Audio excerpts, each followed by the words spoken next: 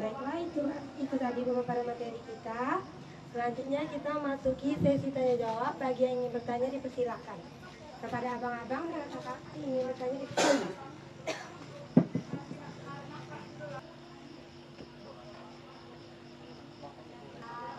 Moderator telah mengizinkan saya untuk bertanya pada diskusi yang hangat pada malam hari ini. Dengan ketimpangan yang ada, tentunya kita membutuhkan solusi untuk menstabilkan ekonomi. Saya tujukan pertanyaan ini pada pemateri, bagaimana solusi ataupun cara untuk menstabilkan ketimpangan yang ada dengan tidak mengesampingkan ataupun mengabaikan hak-hak dan kewajiban masyarakat. Sekian, terima kasih. Yang pertama di sini sudah ada, kalau dari perspektifnya laporan ini sudah disampaikannya. Yang pertama, yang jadi persoalan kita itu kan pada awal kebijakan Presiden Jokowi dengan mekanisme deregulasinya tadi itu adalah menciptakan suatu mekanisme pajak amnesti, pengampunan pajak. Nah, saat pertama itu ya harus dihilangkan, batalkan atau penghindaran atau pengampunan pajak pada individu dan perusahaan super kaya. Nah, kebijakan ini yang kemarin kami diskusi sama IFA, regulatory capture istilahnya. Bagaimana kebijakan atau regulasi-regulasi yang ada itu justru tidak berpihak pada kepentingan umum. Amnesti pajak satu diantaranya bentuk dari itu.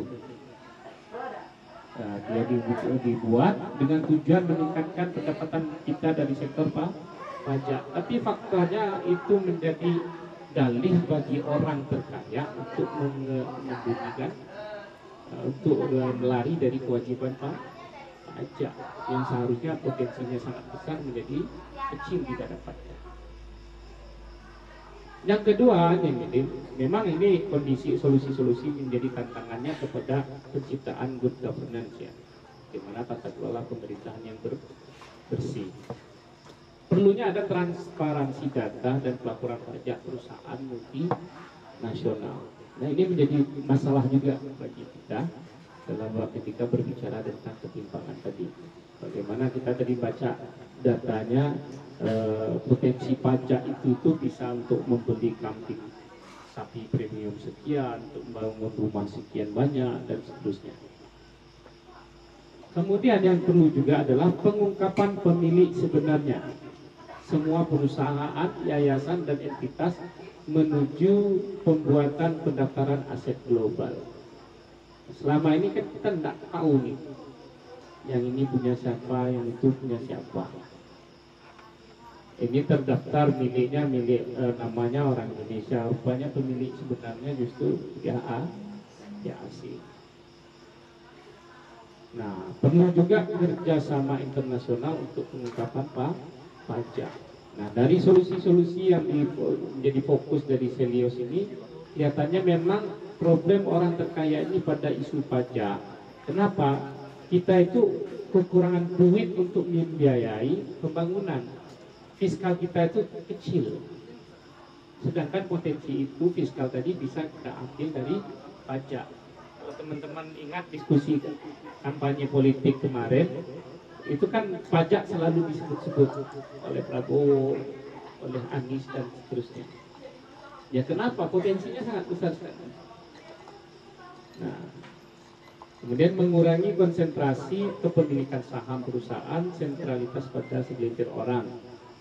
Nah, baik dengan konsep koperasi, konsep melibatkan karyawan dalam dewan, BOD, kemudian memberikan berbagai saham untuk misi sosial, lingkungan dan transisi perusahaan menuju lebih demokratis atau dimiliki bersama.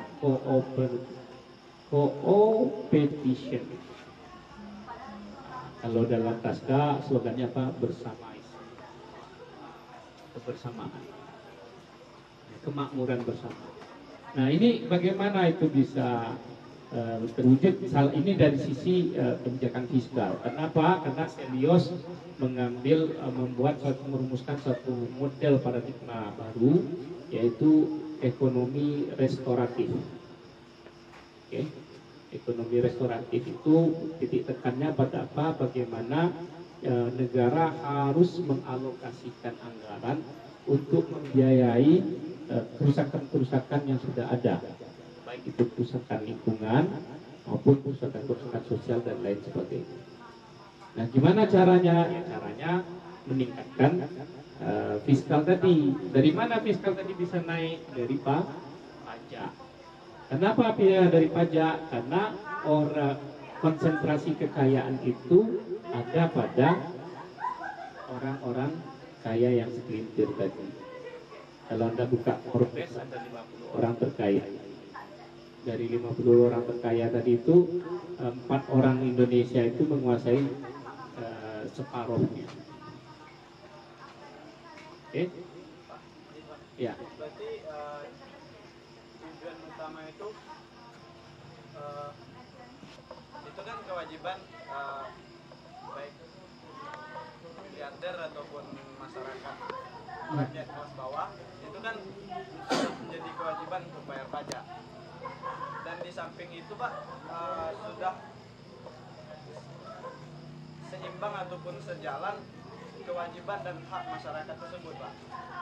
Jadi di balik kewajiban yang menuntut pajak itu harus mendapatkan hak-haknya tadi dari bayar pajak. Betul sekali.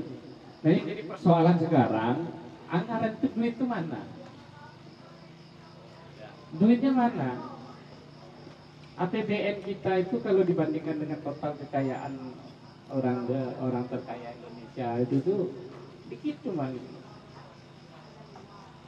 Problemnya di situ. APBN kita nggak sanggup untuk banyak berbicara untuk membiayai, sehingga kita utang kita semakin tahun semakin setiap dari periode pemerintahan semakin naik.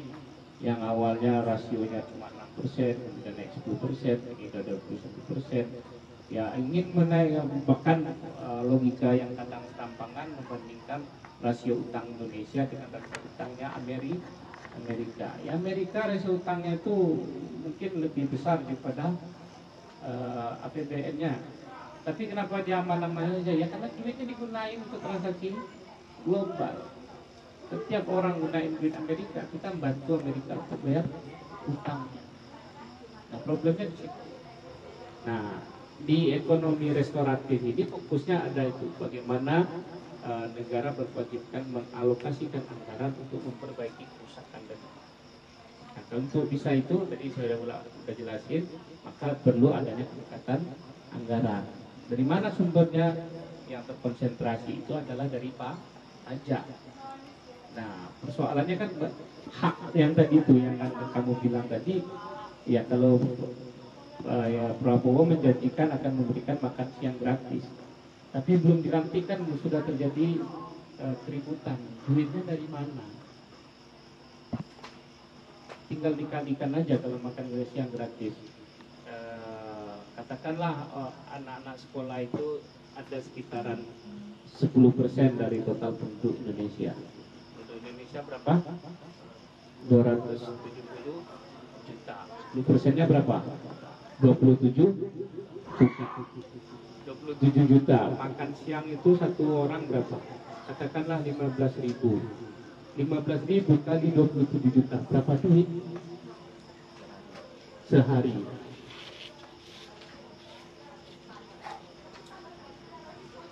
Nah, makanya salah satu konsentrasi dari Helios ini adalah bagaimana meningkatkan pendapatan negara melalui pajak.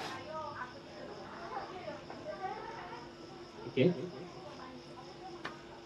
Nah, tapi solusi ini tentu ini kan dari sisi ekonomi ansih gitu. Dari sisi yang lain mungkin tentu akan kompleks bagaimana mewujudkan good governance, tata kelola pemerintahan yang bersih, mengurangi korupsi, kolusi, nepotisme itu menjadi standar. Tapi tetap itu berbanding lurus dengan tantangan-tantangan yang terus terjadi, bagaimana ketegangan politik, situasi politik global, geopolitik nasional. Nah ini akan menentukan arah dari pembangunan. Nah misalnya salah satu riset dari Dr. Karudin Yunus tahun 1954 pada awal-awal kemerdekaan Indonesia itu dia mengatakan apa? Indonesia ini sudah salah ambil langkah dari awal. Salah ambil langkah dari konteks apa? Bagaimana dia menata sumber daya alamnya. Nah, salah satu yang menjadi isu yang diangkat itu adalah kebijakan utang. Yang di dalam temuan dia itu, utang ini nantinya akan menjadi ibu'un sakilun katanya dalam bahasa Arab. Beban yang sangat berat bagi masyarakat atau pemerintahan di masa yang akan datang. Dan itu kita faktanya kita temukan hari ini. Ketimpangan-ketimpangan yang terjadi tadi, kemudian beban negara yang semakin bertambah, itu adalah bagian dari kebijakan-kebijakan yang tidak tepat dari pemerintahan kita. Nah, apakah sisi baik Jokowi gimana? Ya kita tidak usah ngomong kebaikannya. Kebaikan itu biarlah dalam catatan emas saja. Yang perlu kita menjadi konsentrasi adalah justru pada kelemahannya. Nah, kenapa pada kelemahannya? Ya itu yang mau kita perbaiki. Kalau yang sudah berhasil itu tidak perlu dipuji-puji. Nah, hebat Jokowi, ya ada banyak hal yang dilakukan oleh Jokowi yang hebat-hebat ya. Tapi tentu yang kita fokuskan adalah ini. Fakta hari ini kemakmuran bersama atau keadilan sosial tadi semakin jauh dari realitasnya. Oke, itu pertanyaan dari Fikra sangat bagus sekali untuk diskusi lebih panjang. Silakan teman-teman yang mau diskusi atau bertanya yang lain.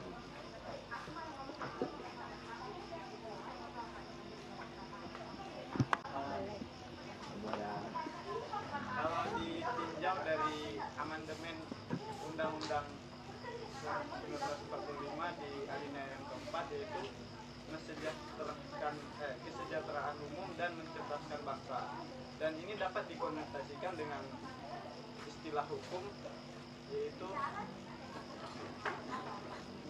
kesejahteraan rakyat adalah hukum tertinggi. Jadi secara otomatis ataupun kesejahteraan rakyat harus menjadi hal yang diprioritaskan,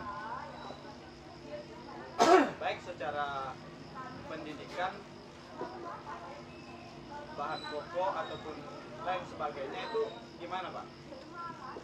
Iya, ini kondisi ideal. Idealnya seperti apa? Pertanyaannya gitu.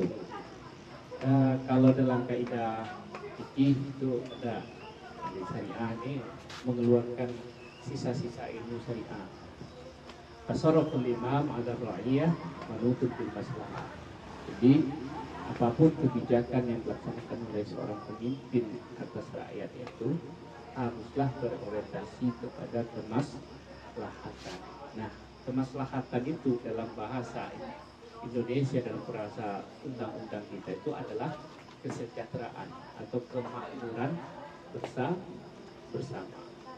Nah, poin-poinnya dari apa? Dari kesehatan, dari pendidikan, kesetaraan hukum, equality before the law, itu kan kalau teman-teman hukumnya kan, kesamaan dalam di depan hukum itu, dan seterusnya. Komponen-komponen tadi itu menjadi variabel penting bagaimana kita bisa mewujudkan kesejahteraan. Nah, tapi kan komponen variabel kesejahteraan tadi itu berbanding terbalik dengan realita yang sedang terjadi. Realita yang terjadi, ketimpangan semakin tajam, semakin dalam, kemudian konsentrasi, yang artinya apa ketimpangan itu? Konsentrasi kekayaan hanya ada di segelintir orang saja. Nah, ini problem-problem dari fenomena ekonomi. Tidak hanya di Indonesia, di dunia pun juga hal yang sama terjadi. Walaupun di negara-negara yang sudah maju, Gini rasionya cenderung sangat kecil. Yang artinya apa? Ketimpangannya sangat kecil sekali. Nah, ini problem kita seperti itu sebagai negara yang masih belum sudah masuk kepada G20, oke, yang sudah menembus GDP-nya sudah di atas 1 triliun. Akan tetapi problem kita tetap tadi, pertumbuhan ekonomi tidak cukup pada persoalan bagaimana GDP naik, tapi bagaimana kesetaraan bisa, kemakmuran itu bisa dirasakan untuk seluruh rakyat Indonesia. Nah, kita akan tentu banyak langkah, walaupun tidak bisa menghakiminya dari case by case, tapi di keseharian kita bisa lihat. Menurut saya, ada satu buku, orang miskin dilarang sakit, orang miskin dilarang sekolah. Itu fenomena yang menunjukkan yang trennya akan semakin hari semakin seperti itu. Hari ini kalau mau dapat pendidikan yang berkualitas bagus, ya jangan masuk sekolah negeri. Sedikit sekali jumlahnya sekolah negeri yang memang menunjuk dengan high quality. Kalau mau sekolah bagus, ya Anda harus spend duit yang lebih banyak. Oke. Nah, itu fenomena kita. Artinya apa? Kampus pun juga tak lepas dari itu. Bagaimana kampus dengan politik kebijakan kampus yang semakin mengarah pada privatisasi kampus, privatisasi perguruan tinggi. Ya itu memang agak banyak diskusinya, akan lebih kompleks lagi. Bagaimana dari BLU kemudian nanti PTNBH, perguruan tinggi berbadan hukum, perguruan tinggi negeri berbadan hukum. Kalau BLU masih badan layanan umum. Tuntutannya apa? Bagaimana perguruan tinggi itu mampu membiayai dirinya sendiri tanpa membebani negara. Tapi problemnya kemudian perguruan tinggi tentu akan melakukan sektor-sektor usaha. Oke? Nah, salah satu konsentrasi sektor usaha di banyak perguruan tinggi negeri di Indonesia adalah memperbanyak jumlah mahasiswa. Jumlah mahasiswanya banyak, nanti dilakukanlah kenaikan kebijakan UKT. Nah, dari UKT tadi itulah untuk membiayai perguruan tinggi. Nah, privatisasi ini membuat pendidikan itu menjadi mahal. Saya dulu kuliah di IAIN itu uang kuliahnya cuma 400.000. Anda hari ini kuliah di UIN, kuliahnya berapa? 2 juta, 3 juta, ada 3,5 gitu kan. Yang dapat pengurangan UKT, oke, bisa sampai 400.000 gitu kan. Tapi orangnya cuma terpilih, hanya beberapa saja. Lah, apakah itu salah? Ya ini tuntutan. Karena kita defisit anggaran sebenarnya. Mau udah cabut dari mana? Perguruan tinggi negeri ini banyak. UIN aja udah berapa sih Indonesia Raya? UIN, IAIN, STAIN. Belum lagi perguruan tinggi yang lainnya. Nah itu mau dibiayai oleh negara, habis itu negara. Bagaimana itu yang lainnya? Nah, kenapa itu terjadi? Ya balik lagi bagaimana konsentrasi kekayaan tadi hanya pada segelintir orang. Yang segelintir orang diampuni pula bayar pajaknya.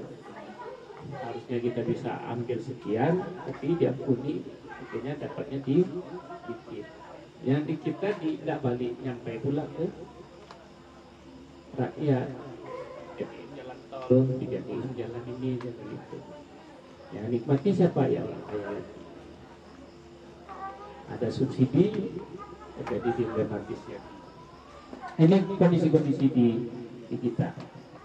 Oke, silakan. Ferdi kayaknya mau bertanya juga nih. Silakan.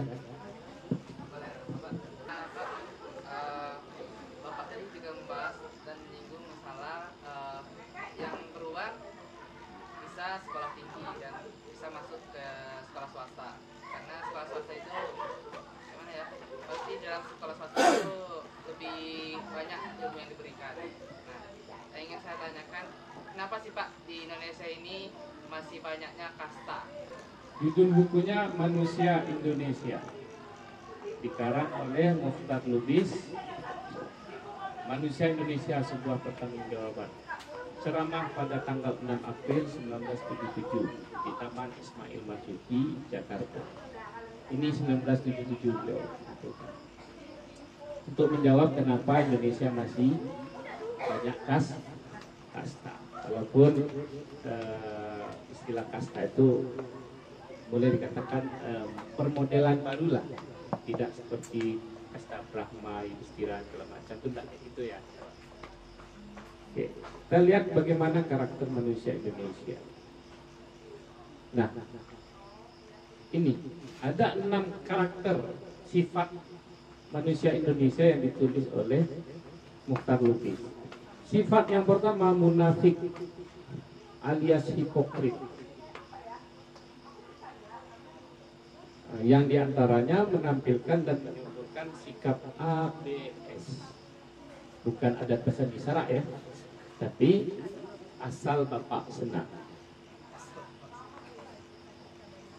Siap pak, siap salah pak. Kira-kira kayak itulah ya. Semuanya sudah dikondisikan pak, aman. Itu kosakata politiknya seperti itu. Jadi kita cenderung munafik. Kita sulit untuk katakan yang benar ini ya benar, yang salah ya salah. Alasannya apa? Kalau ngomong yang benar nanti nggak dapat ini, nggak dapat itu, nggak dapat ini, nggak dapat itu, atau ditekan ini, ditekan itu. Ya, so, pilihannya apa? Ya udahlah, saya tidak berbohong, tapi saya mengalihkan. Kalau menurut saya agak apa ya disebut menyalahi tidak. Nabi itu pernah ditanya, dan itu konteksnya adalah menyelamatkan nyawa orang. Ada orang ngejar seseorang, kemudian seseorang tadi melintas di depan Nabi.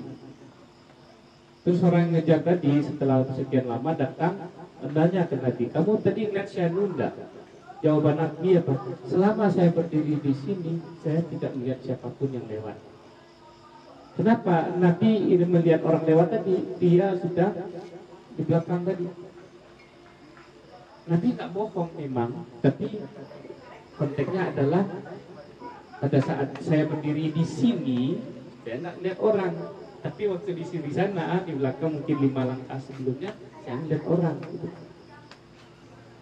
Nah di kita seringkali seperti itu penerjemahannya justru sangat menjadi hipokrit sekali. Ini karakter yang pertama. Karakter yang kedua apa? Manusia Indonesia itu enggan dan segan bertanggung jawab atas perbuatannya. Kalau bahasa yang lainnya lempar batu sembunyi tangan. Kita yang berbuat, kita yang makan cepedak, orang lain yang kena getahnya. Nah, itu senang hati. Asai. Lawan bola. Yang ketiga, bersikap dan berperilaku feodal. Ini tidak terjadi di mana-mana terjadi. Feodalisme model baru itu lahir berkembang pesat. Kalau dulu kan feodalisme itu antara tuan tanah dengan petani gitu ya. Kalau Marxis ngomongnya antara kelompok borjuis dengan proletar. Kalau di kita banyak sekali variabelnya. Banyak sekali. Mulai dari variabel yang rasional sampai yang tidak rasional. Saya di lokal sering mengatakan ini forum bebas kita forum ya. Sering saya sampaikan seperti ini. Di UIN Sultan Tasaifuddin Jambi untuk menjadi HMP, SIM Anda yang pertama apa? Anda harus PNII. Kalau tidak jangan harap Anda bisa dapat HMP. Betul. SIM-nya itu harus menjadi anggota PNII. Apakah itu salah? Secara politik sah-sah saja. Tapi itu akan menyumbur kebangkan bentuk feodalisme tadi. Tidak ada persaingan. Sedangkan nature-nya manusia itu adalah persaingan. Buktinya apa? Anda lahir kan sudah mengalahkan miliaran sel yang lain. Nature kita itu bersaing secara sehat.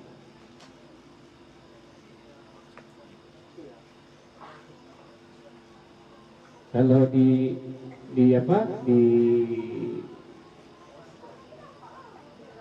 Brunei kampusnya Umbari beda. Kalau nggak ada SIM ID jangan marah. Kemarin saya diskusi dengan teman-temannya Pak juga itu, kenapa masuk HNI? Ya kalau tidak, kalau tidak HNI mana bisa selancar urusan. Itu bentuk feodalisme yang kita lestarikan. Kita tidak berbicara pada citizenship, bahwa kita adalah warga negara yang punya hak yang sama atas segala sesuatu.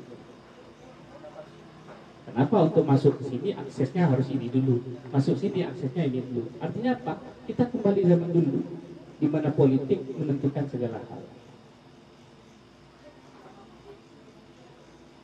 Oke? Dan kelengarnya lagi, mahasiswa hari ini tidak pernah pakai kosakata keadilan lagi. Kosakatanya adalah kosakata kepentingan. Ini kepentingan siapa? Kalau kepentingan organisasi apa yang Anda bela, Anda akan maju dan bersuara. Kalau tidak, Anda diam.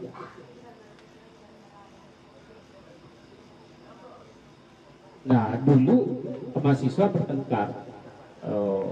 Misalnya Mapala, tokoh sentralnya misalnya ada di Suhoji, Lafran-Pane, HMI, TNI juga seperti itu. Mereka mainkan peran sentral dan ada ideologi yang dipertahankan. Apa itu? Keadilan. Walaupun jalan yang sama tapi tujuannya, jalannya berbeda tapi tujuannya sama, yaitu keadilan tadi. Tapi sekarang apa? Kosakata kita adalah kepentingan. Itu adalah bentuk, menurut saya ya, Anda boleh kritis, itu adalah bentuk feodalisme yang tak bertumbuh subur di kampus manapun itu. Hasilnya apa? Silakan buka laporan kekerasan seksual yang dikeluarkan oleh Komnas Perempuan. Kampus menjadi tempat tumbuh subur terjadinya pelecehan ataupun kekerasan seksual, baik verbal maupun non verbal. Case-nya banyak. Silakan.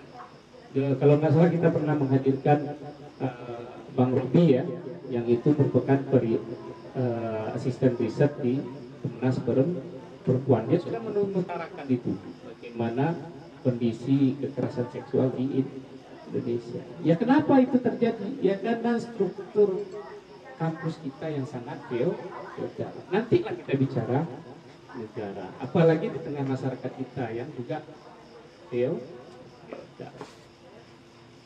Nah, dari dulu makanya kalau kita baca buku Tan Malaka dalam Madilog, feodalisme itu adalah bentuk apa namanya itu? Ya, kalau boleh katakan, kalau bahasa saya itu feodalisme itu adalah musuh yang nyata.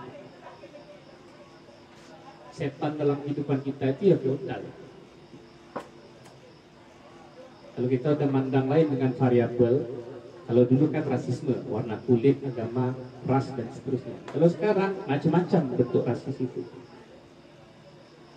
Saya dulu tamat kuliah S2 pergi ke Padang. Niatnya silaturahim.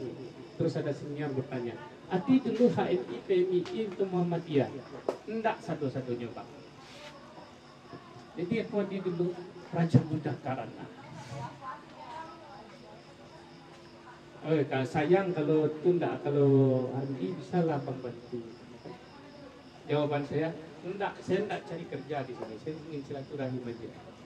Kalau kampus di Kampung Ambo ada kampus Pak. Di Kampung Ambo sudah yang kita itu ada perguruan tinggi itu jangan salah-salah. Saking kesalnya gitu kan, awak baru hadir ingin silaturahim ditanya, "Kamu dulu HMI, PMI atau IMF?" Enggak semuanya saya bilang. Kenapa kita harus dilihat dari warna-warna organisasi yang punya? Apakah saya anti organisasi? Masuklah, belajarlah. Tapi jangan sampai jadi manusia feodal. Harusnya organisasi membebaskan. Yang terjadi justru deliberasi, bukan liberasi. Yang keempat, percaya takhayul. Takhayul itu kalau kata Max Horkheimer, orang takhayul model baru itu justru lebih mengerikan lagi. Takhayul model baru itu ya teknologi. Takhayul model baru bahwa negara itu akan mewujudkan kesejahteraan dan seterusnya. Kalau dulu takhayul sekedar santet, demit, setan, itu belau, itu orang awak cara Jawa tuh. Nah, dan jalan sendiri saja, banyak cubili, kan? Dari tiba dia orang Solo, dia orang Sendara, dan saudara bili dimakannya tuh. Ikan bilis, kalau di Indonesia kan jadi ikan bilis. Itu ikan jubili tuh, kan? Ada banyak tahayul-tahayul baru yang sangat dikemas dengan kerangka ilmiah. Oke. Nah, ini sisi positif manusia Indonesia, artistik dan berbakat seni. Urusanmu, dan ditanya oleh ente awak kau ada makan cepras berapa dusi kalau ditunggunya berdan bilo ada ya Pak. Tetap ya Pak. Ya, walaupun itu itu kodratnya perempuan. Karena bagaimanapun laki-laki itu ingin suka condong atau karena rancak, condong salero kan, lama itu kodrat kita.